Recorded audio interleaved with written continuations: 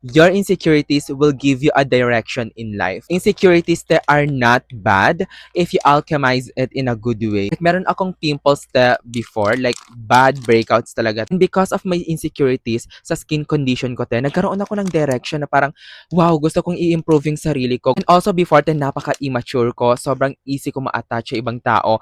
Lagi kong binibigyan ng deeper meaning kung ano yung ginagawa ng ibang tao. Like, as a hopeless romantic talaga, ganun yung atake ko before, Dahil sa pagiging immature ko, it gives me a sense of direction to read book, listen to educational podcasts, to become the best version of myself, and also to reparent and educate myself, na hindi pwede yung ganto. Yung inaasta ko, yung behavior ko, yung mindset ko, hindi pwede yung ganyan. I need to grow up. Same as you, magiging masama lang yung insecurities mo if you hate the person itself. Or parang change your perspective na kung ano yung meron yung tao na yun. It's something na you want.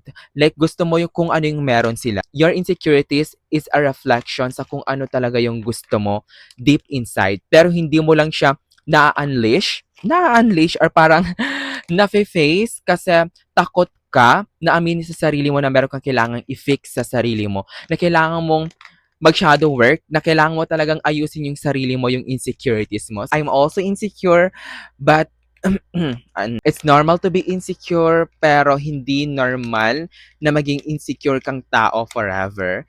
You need to educate yourself and take that insecurity in your own benefit. That's all, and keep going!